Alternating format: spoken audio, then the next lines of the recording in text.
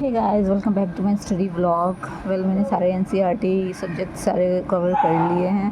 बस ये अपने पास बचा है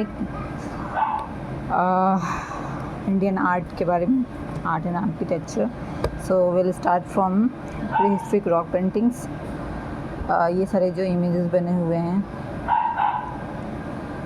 ये सारे प्री हिस्टोरिकल इमेजेस है। एंड ये आपको उस टाइम हर एक जगह पे आपको देखने को मिलता था। जैसे कि आप पॉटरी हो गया, ओल्ड टूल्स हो गया, या फिर वॉल्स हो गए। So these were the images. And if you talk about the first discovery, that was in India, made in India in 1867 and 68 by archaeologist Archibald Carrel. 12 years before the discovery, Altamira in Spain and Cockburn, Anderson, Mitra and Ghosh were the early archaeologists. These were the archaeologists. And if we move forward, we'll find these remnant rock paintings जो हमें मिलता था Madhya Pradesh, UP, Andhra Pradesh, Karnataka, Bihar. And some paintings have been reported from Kumaon hills in Uttarakhand also. Rock skeletons on the bank of river Suyal at Lakhudiyar and about 20 kilometers of Almora Barchina road. Beer, these prehistoric paintings. Lakhudiyar literally means 1 lakh caves. So कौन से colour में मिलते थे? Like white, black, red ochre. Women are represented in stick like forms, जैसे कि यहाँ पे दिया हुआ है स्टिक लाइक फॉर्म। फिर अगर आगे बढ़ने पर हमें दिखता है वो hand linked dancing human figures, super imposition of paintings. And फिर ये कश्मीर में 2 slabs with grading have been reported, and granite rocks in Karnataka, Andhra Pradesh provide suitable canvas to the Neolithic man for his paintings. And there are several such sites famous for Kupagul, Pikliyal and Tekalkota. Okay, these words should be remembered anyhow. 3 types of paintings have been reported from here.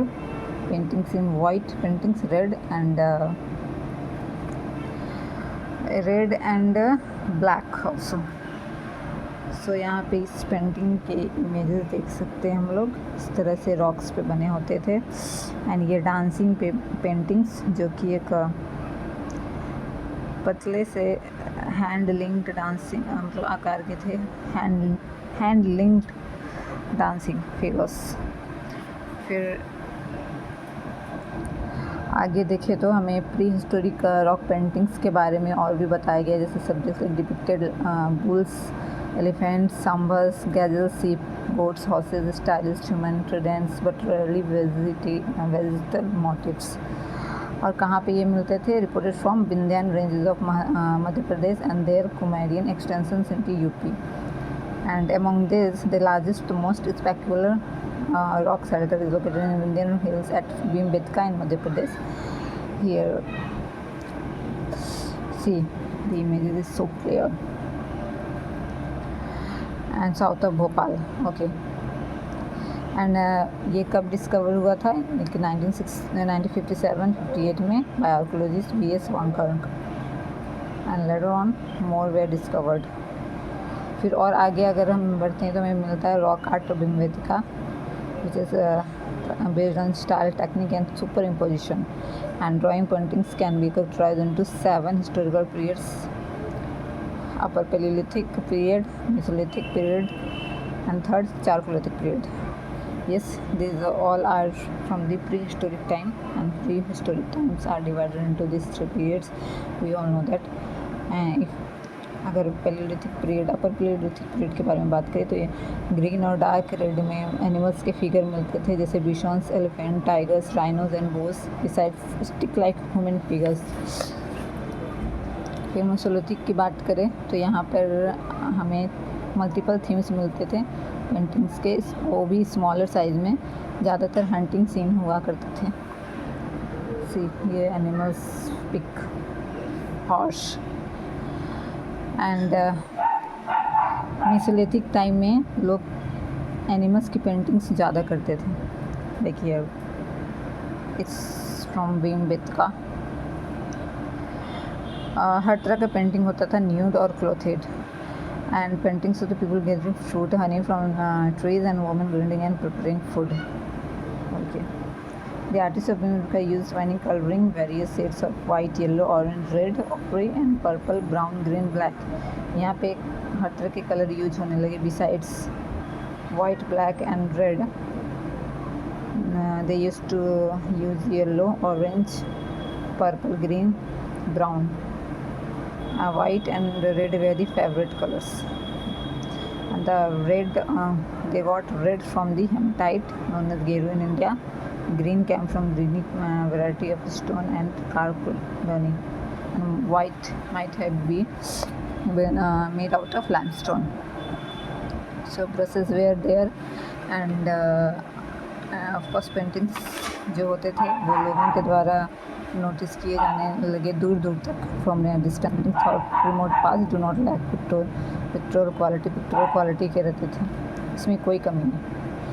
Primitive artist seems to possess the intrinsic passion for storytelling। Storytelling का भी format start हो चुका था historic time से, and practice is common among primitive peoples of today also, आज भी चलता है।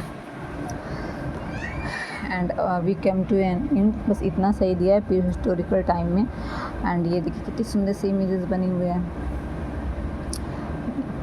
Stick like painting, human painting, and in a storytelling pictorial form, animals,